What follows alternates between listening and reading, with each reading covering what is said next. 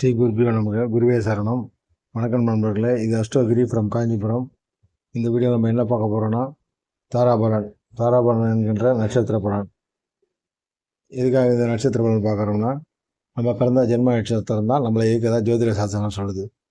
அதன் பிரகாரம் இன்றைய நாள் இயங்குகிற நட்சத்திரம் நம்மளோட ஜென்ம நட்சத்திரத்துக்கு எத்தனை நட்சத்திரம் வருது, அதன் மூலம் நம்ம என்ன மாதிரி பலன்கள் கிடைக்க போகுது, சுப நட்சத்திரமா சுப பலனா இல்லை அசுப நட்சத்திரமா அசுப பலனா என்பதை முன்கூட்டியே தெரிஞ்சுக்கிட்டு, சுப நட்சத்திரமாக இருந்தால் புதிய முயற்சிகள் சுபகாரியங்கள் செய்யலாம். அசுப நட்சத்திரமாக இருந்தால் தினசரி வேலைகளை முன்னெச்சரிக்கையோடு எதிர்கொண்டு நம்மளுக்கு வர பிரச்சனைலேருந்து நம்மளை தற்காத்துக்கணும். இந்த விஷயத்துக்காக தான் நான் வீடியோ போடுறேன். நான் ஏற்கனவே இதை செக் பண்ணிவிட்டு கன்ஃபார்ம் பண்ணிவிட்டு தான் இது எல்லாருக்கும் போய் சேரணும் தான் யூடியூப்பில் வீடியோவாக போடுறேன். அதனால் இதை எல்லோரும் கேட்டு பயன்படணும்னு கேட்டுக்கிறேன்.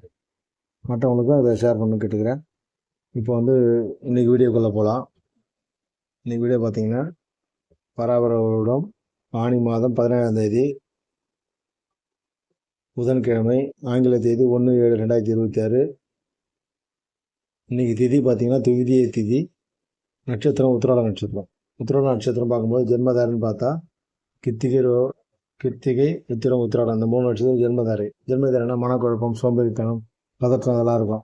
இந்த டைமில் என்ன பண்ணலாம்னா கோயிலுக்கு போகலாம், பரிகார பூஜை செய்யலாம், தியானம் பண்ணலாம், யோகா பண்ணலாம், சொத்து வாங்கலாம், பத்திரப்பதிவு செய்யலாம், முதல்ல பணிக்கு போய் ஜாயின் பண்ணலாம்.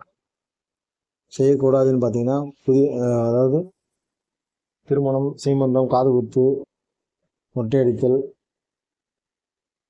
அப்புறம் பார்த்தீங்கன்னா எண்ணெய் ஸ்தானம், ஸ்ரீபுருஷ சேர்க்கை, முடி வெட்டிக்கிறது, ஷேவிங் பண்ணிக்கிறது, இந்த மாதிரி விஷயங்கள்லாம் இதில் தவிர்க்கணும். ஒரு மருந்து சாப்பிட்றது, ஒரு நோய்க்கு மருந்து சாப்பிட்றது, இதெல்லாம் தவிர்க்கணும். அடுத்து பார்த்தீங்கன்னா சம்பத்துதாரின்னு பார்க்கும்போது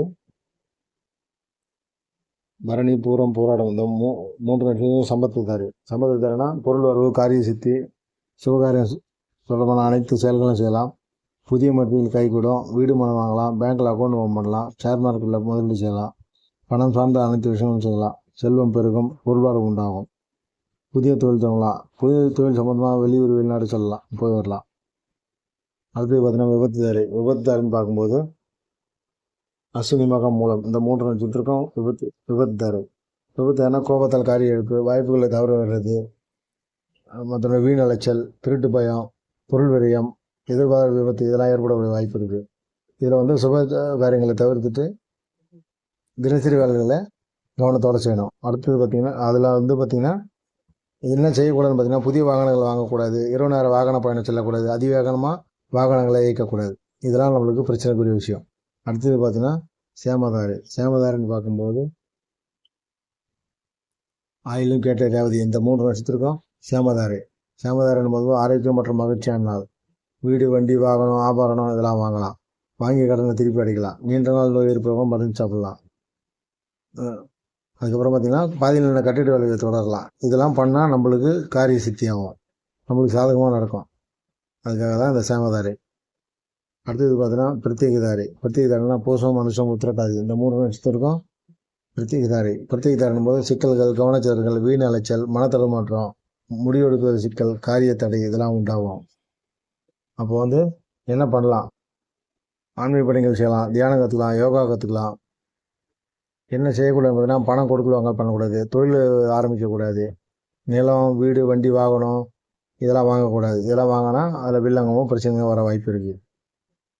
அடுத்தது பார்த்திங்கன்னா சாதகதாரி புனர்பூசம், விசாகம், புரட்டாதி இந்த 3 நட்சத்திரம் சாதகதாரினா எண்ணங்கள் ஈடேறுதல், புதிய முயற்சிகள் பலிதமாகுதல், சாதகமான வாய்ப்புகள் ஏற்படுறது, பூமி சம்மந்தமான விஷயங்கள் செய்யலாம், அரசு வேலைக்கு மனு போடலாம், தேர்வு போட்டியில் கலந்துக்கலாம், இன்டர்வியூக்கு போகலாம்.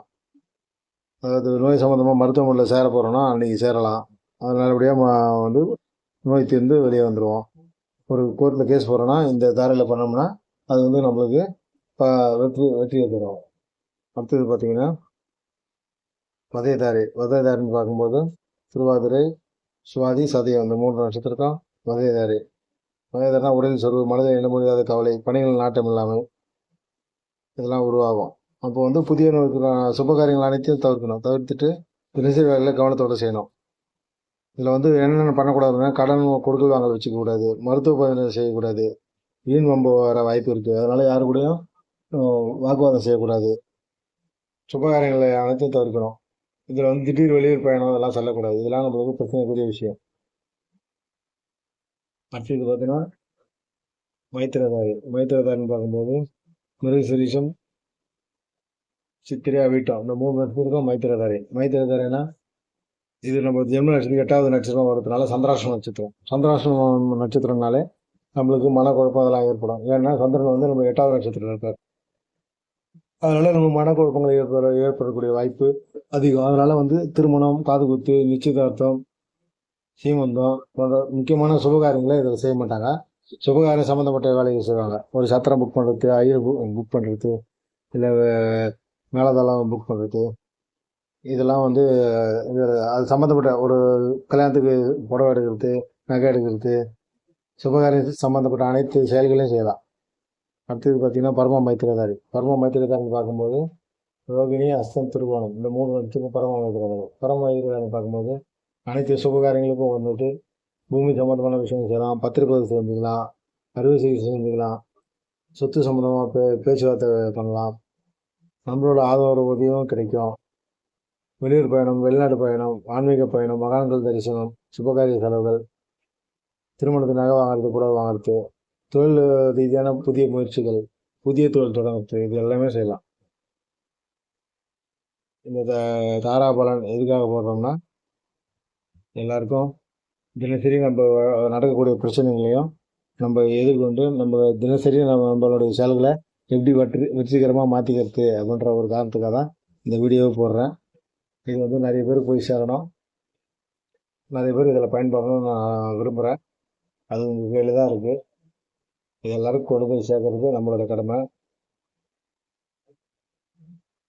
நன்றி, வணக்கம், வாழ்க வளமுடன்.